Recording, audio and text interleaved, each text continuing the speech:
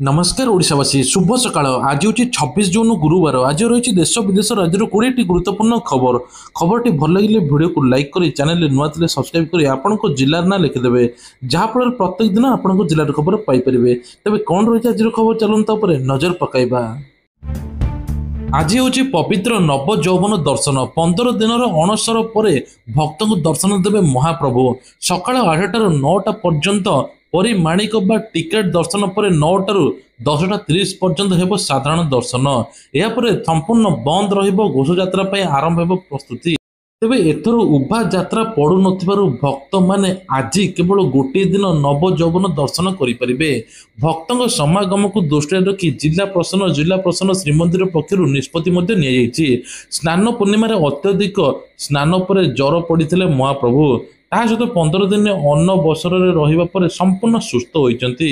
एणिकी वर्ष को 2 थर हेब सीबीएसई दशम परीक्षा प्रथम बाध्यतामूलक द्वितीय इच्छा दिन। तेबे सीबीएसई दशम परीक्षा नहीं बड़ निष्पत्ति नहीं। सीबीएसई प्रथम पर्याय परीक्षा फेब्रुआरी और द्वितीय पर्याय परीक्षा मे रे हेब। प्रथम पर्यायर फलाफल एप्रिल और द्वितीय पर्याय जून में आसिबो। आभ्यंतरण मूल्यांकन केवल थरे कराजिबो। तेबे देशर दशम श्रेणी छात्र छात्री बोर्ड परीक्षार प्रथम पर्यायर जोगदेवा बाध्यतामूलक द्वितीय पर्यायर इच्छा दिन हेउ बोली कहुযাଉଛି। हिमाचल प्रदेश रे बादल कोटा वर्षा सांगू आसिला आकस्मिक बन्या। तेबे कहुযাଉଛି कांकड़ कुलुरे 2 मृत एकाधिक निखोज। तेबे हठात माड़ी आसिला बन्या एही बन्यारे अति कम 2 जनकर मृत्यु हेबा जोगुर 10 रु 15 जन निखोज अछंती। एही अंचल भीषण वर्षा जोगु बन्या स्थिति उपजिछि। अनेक घर रास्ता मध्य क्षतिग्रस्त होइछि। ता सहित कहुযাଉଛି एठारे बादल फटा वर्षा होइछि। लगातार 5 रु 6 दिन वर्षा हेबा फल एभଳି दृश्य देखा मिली। तेबे ओडिशा रे नेकी वर्षा को लेकिन पाणीपाग विभाग अलर्ट करिछि। 27 तारिख लगातार वर्षा हेबो एने कि पाणीपाग विभाग अलर्ट करिछि। एथर छात्र संसद निर्वाचन पर चल चंचल कैंपस राज्य में 8 वर्ष पर हेबो छात्र संसद निर्वाचन। तेबे कहुযাଉଛି जहाको नै विभिन्न छात्र संगठन गुड़िक दीर्घ दिन हेब असंतोष कुड़ुला। बीजेपी सरकार गठन पर छात्र संसद निर्वाचन करने बदी कहुଯାଇଛି। तेणु चलित वर्ष दशहरा पूर्व छात्र संसद निर्वाचन करने सरकार योजना करुचंती बोली उच्चशिक्षा मंत्री सूर्यवंशी सूरज कहवा पर यहाको नै जोर धरछि राजनीति। पुणी छात्र छात्री माने कैंपस रे आड्डा कलेनी। नाम लिखिबा आसुवा छात्र छात्री मानक आवेदन करने आरंभ कर प्रवेशिक परीक्षा पर्यंत सबुत साहाय्य करने आगे आउछंती छात्री नेता। एथर राज्य सरकार नहीं बड़ निष्पत्ति केही बासहीन राज्य में रहिबे नाही एने कि लक्ष्य रखिछि राजस्व विभाग।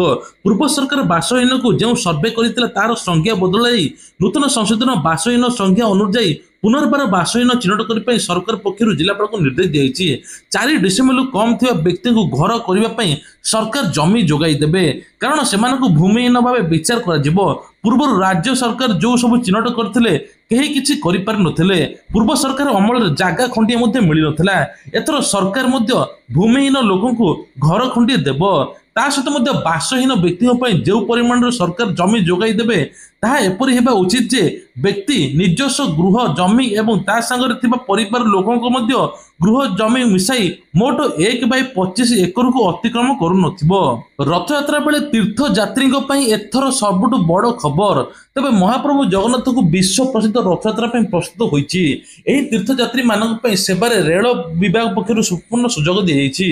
तेबे कहुଯାଉଛି गत वर्ष 11 वर्ष मध्य रथयात्रा स्वतंत्र ट्रेन संख्या 4 गुणा वृद्धि कराଯାଇଛି। चलित वर्ष पुरी को 850 नियमित एवं 365 स्वतंत्र ट्रेन समेत मोट 1215 ट्रेन जोगाई दिया। यही रेल सेवा आकांक्षी जिला कलाहांडी बलांगीर नुआपड़ा कोरापुट रायगड़ा बलांगीर गजपति ढेंकानाल समेत उपांत आदिवासी क्षेत्र में श्रीक्षेत्र पुरी को श्रद्धालु को यातायात करा। तेबे चलित वर्ष समावेशी तीर्थ यात्रा लगी सबुठ बड़ अभियान आरंभ होछि। दैनिक 2 लाख यात्री समेत 20 लाख तीर्थ यात्री को सेवा जोगाई देव बोली रेलबाई लक्ष्य रखिछि। ता सहित डाक्तर और स्वास्थ्यकर्मी को नहीं मेडिकल बूथ आंबुलांस प्राथमिक चिकित्सा केन्द्र प्रतिष्ठा करा जायछि। विश्व दक्षता केन्द्र में 167 छात्र छात्री को सोलार एनर्जी कंपानी नियुक्ति सुजोग सारा देश में अक्षय शक्ति बा सौर शक्ति व्यवहार चाहिदा बढ़ी चलती। यही क्षेत्र लगी आवश्यक दक्ष मानव संबल सृष्टि दिगरे विश्व दक्षता केंद्र विशेष भूमिका ग्रहण करुच्ची। यही केंद्र में विभिन्न अत्याधुनिक पाठ्यक्रम तालीम शेष कर 167 जन छात्र छात्री देशर प्रमुख सौर शक्ति सेवा प्रदानकारी संस्था रिलायंस न्यू सोलार एनर्जी नियुक्ति सुजोग पाइछन्ति। सुभद्रा सोसाइटर चतुर्थ परिचालना परिदर्शित बैठक। राखी पूर्णिमार सुभद्रा हिताधिकारी को मिल तृतीय किस्ती। उन्नयन कमिशन तथा अतिरिक्त मुख्य शासन सचिव अनु गर्ग अध्यक्षतार लोकसेवा भवन स्थित सम्मेलन कक्ष में सुभद्रा सोसाइटर चतुर्थ परिचालन बैठक अनुष्ठित होती। आसता राखी पूर्णिमार अगस्ट 9 तारिख में सुभद्रा तृतीय किस्ती प्रदान करने को बैठक तेबे सुभद्रा योजन अत्यधिक प्रशासनिक आनुषंगिक खर्च को नहीं बैठक अनुमोदन कर सुभद्रा प्रथम किस्ती जो मैंने पाई द्वितीय किस्ती तृतीय किस्ती एक साथ 10,000 पाइबे। जो मैंने प्रथम द्वितीय किस्ती पाई गोटे किस्ती पाइबे आउ जो मैंने टोटाल पाई से माने 3टी किस्ती पाइबे। यही परिप्रेक्षी में IIM संबलपुर तथ्य अध्ययन एवं उपकरण तालीम विश्लेषण समस्त प्रकार सहयोग जोगाईदेव। सुभद्रा सहायतार सठिक उपयोग सुनिश्चित उद्देश्य हिताधिकारी को दक्षता विकास पर गुरुत्व दिज्व।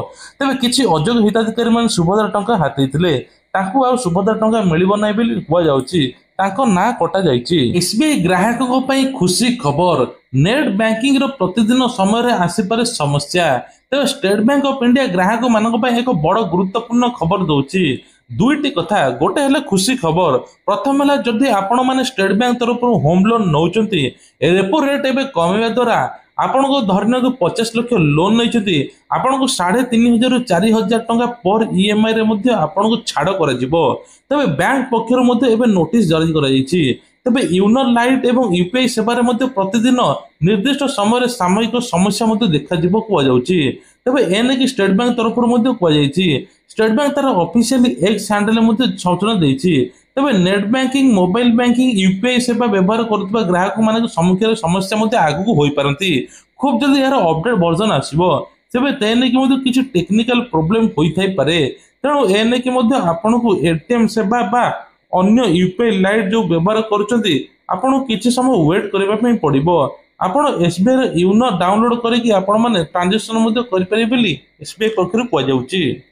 ऑपरेशन सिंधु अधीन ईरान पुणी भारतीय दल फेरी आसी। तेज यही बैच 300 जन यात्री अच्छा। यह सूचना दे भारतीय वैदेशिक मंत्रालय कही यही बैच 296 जन भारतीय 4 जन नेपाली नागरिक अच्छा। युद्धग्रस्त अंचल फसी रही लोक मान ईरान सुरक्षित भाव अंचल को अणाई एक स्वतंत्र विमान माध्यम नुआ दिल्ली आसाला। तेज मसाद यात्री मैंने बुधवार दिन सन्धार नुआ दिल्ली पहुंची पढ़ाई बदलिला नियम। एवं अमेरिकार पढ़ा छात्र छात्री करने पड़ो। अमेरिकार पढ़ाई स्वप्न देखुवा हजार हजार भारतीय छात्रों नुआ चैलेंज देखा 2025 रे अमेरिका सरकार छात्र वीसा F1 J1 M1 अधीन अनेक गुरुत्वपूर्ण परिवर्तन करिसेंती। एही परिवर्तन उद्देश्य होउछि देशर सुरक्षा को सुदृढ़ करबा, आवेदनकारी को डिजिटल कार्यकलाप को जांच करबा। यार सीधासलख प्रभाव छात्र वीसा प्रक्रिया उपर पड़िछि जहाँ पूर्व अपेक्षा अधिक जटिल एवं संवेदनशील हो जाइछि। शुभारंभ है ई रेजिस्ट्रेशन ऐप। जमी किणा बिका सब रजिस्टर ऑफिस को जीवाई पड़ो ना। शुभारंभ है ई रेजिस्ट्रेशन ऐप पेपरलेस कैशलेस एवं रेजिस्ट्रेशन सेवा। एणिकी गोटे मोबाइल ऐप रे मिल राजस्व सेवा। घरे बसी लोक पाइपर राजस्व संक्रांत सुविधा। लोकसभा भवन ऐप को उन्मोचन कर मुख्यमंत्री। ऐप द्वारा कौन सेवा केन्द्र को न जाए घरे बसी विभिन्न समस्या समाधान कर छोट छोट कम राजस्व विभाग कार्यालय को लोक दौड़ा पड़ो ना। ऐप रे विभिन्न प्रकार सेवा उपलब्ध अच्छी। आय प्रमाणपत्र जाति प्रमाणपत्र बासस्थान प्रमाणपत्र गुरुत्वपूर्ण सेवा मोबाइल ऐप रे मिल प्रारंभिक बजार ऐप द्वारा जमी रेजिस्ट्रेशन करहब। एबे एंड्रॉइड मोबाइल उपलब्ध अच्छी। किणा बिका जेकोसी जगार प्लॉट खाता नंबर देले संपूर्ण सब रजिस्टर पाखु ता जीव। जन व्यक्ति ऐप माध्यम बसी इसी जमीर मूल्य बाबद जानिबा सहित रजिस्टर ऑफिस स्लॉट बुक कर। राज्य में छात्री और महिला निर्यातना प्रतिवाद में विभिन्न कॉलेज कैंपस रे बीजेडी विक्षोभ। तेज राज्यर प्रमुख विश्वविद्यालय प्रमुख विक्षोभ प्रदर्शन कराई। विजु छात्र जनता तथा विजु युव जनता मिलित भाव विक्षोभ प्रदर्शन कराई। कॉलेज केतक छात्र छात्री मैंने कला बैच पिंधि विक्षोभ सामिल होती। ରାଜ୍ୟରେ ବର୍ତ୍ତମାନ ପ୍ରତିଦିନ ମହିଳା ନିର୍ଯାତନା ଶିକାର ହେଉଛନ୍ତି। ହେଲେ ବିଜେପି ସରକାର ଚୁପ୍ ବସି ରହିଛି। ସେମାନେ ଅଭିଯୋଗ କରିଛନ୍ତି ବିଜେଡି ଛାତ୍ରଛାତ୍ରୀମାନେ ବ୍ରହ୍ମପୁର ବିଶ୍ୱବିଦ୍ୟାଳୟ କଲେଜ, ଭୁବନେଶ୍ୱର ରାଜଧାନୀ କଲେଜ, ସମ୍ବଲପୁର ଗଙ୍ଗାଧର ମେହେର କଲେଜରେ ମଧ୍ୟ ବିକ୍ଷୋଭ ପ୍ରଦର୍ଶନ କରିଛନ୍ତି। ରଥଯାତ୍ରାକୁ ସୁନିୟନ୍ତ୍ରିତ ଏବଂ ଶୃଙ୍ଖଳିତ କରିବା ପାଇଁ ଶ୍ରୀମନ୍ଦିର ପ୍ରଶାସନ ପକ୍ଷରୁ ଏକ ବୈଠକ ଅନୁଷ୍ଠିତ ହୋଇଛି। ରଥ ଉପରେ ମୋବାଇଲ ବାରଣ, ରଥ ଶୋଧ, ଅନଧିକୃତ ସେବକଙ୍କୁ ବାରଣ କରିବା, ଅଣସେବାୟତମାନେ ଉପରେ ନ ଚଢିବା, ସେ ନେଇକି ମଧ୍ୟ ବିଭିନ୍ନ ଘୋଷଣା କରାଯାଇଛି।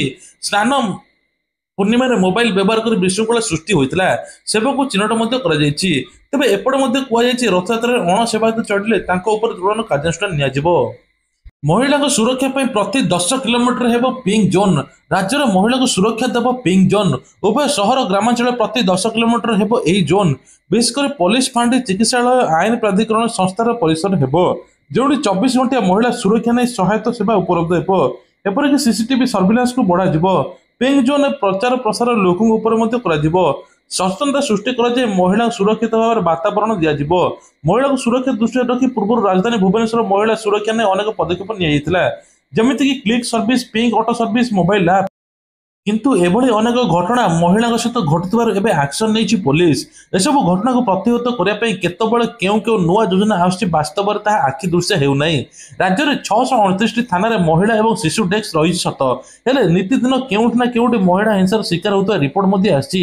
ଭୁବନେଶ୍ୱର ଭଳି କମିଶନରେଟ ପୋଲିସରେ ମଧ୍ୟ ବଛା ବଛା ଟିମ୍, ଅଭିଜ୍ଞ ଅଫିସର ସ୍ୱତନ୍ତ୍ର ଥାଇ ମଧ୍ୟ ଏଭଳି ଘଟଣା ଘଟୁଛି, ଯାହା ଏବେ ସରକାର କଡ଼ା କାର୍ଯ୍ୟାନୁଷ୍ଠାନ ନେବେ ବୋଲି କୁହାଯାଉଛି।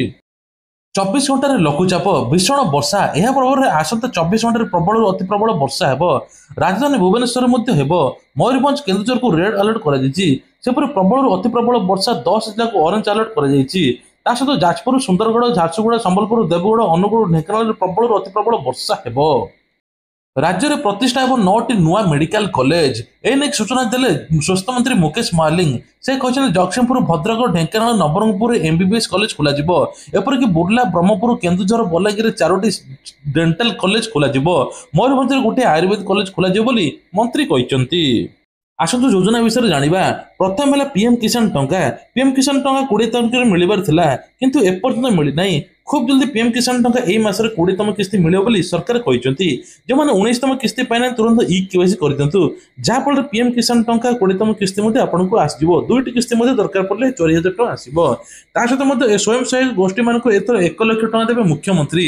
ବିନା ସୁଧରେ ମିଳିବ, ସୁଧ ଦେବା ପାଇଁ ପଡ଼ିବ ନାହିଁ। ତା ସହିତ ମଧ୍ୟ ଆଉ ଗୋଟେ କଥା, ସ୍କୁଲ ପିଲାମାନଙ୍କୁ ମିଳିବ ଉପହାର। ତେବେ ସ୍କୁଲ ପିଲାମାନଙ୍କୁ ମାଗଣା ପ୍ୟାଣ୍ଟ ସାର୍ଟ ଏବେ ମିଳିବ ଜୁଲାଇ ମାସରେ। ତା ସହିତ ସ୍କୁଲ ପିଲାଙ୍କୁ ମାର୍ଗଶୀର ଯୋଜନାରେ ଯେଉଁ 5,000 ଟଙ୍କା ମିଳିଥିଲା, ଆଗକୁ ମଧ୍ୟ ଗୋଟେ ବଡ଼ ଉପହାର ଦେବେ ବୋଲି ମୁଖ୍ୟମନ୍ତ୍ରୀ କହିଛନ୍ତି। ଭତ୍ତା ଟଙ୍କାକୁ ନେଇକି ବଡ଼ ଅପଡେଟ୍। ଏଣିକି ଭତ୍ତା ଟଙ୍କା 3,500 ମିଳିବ।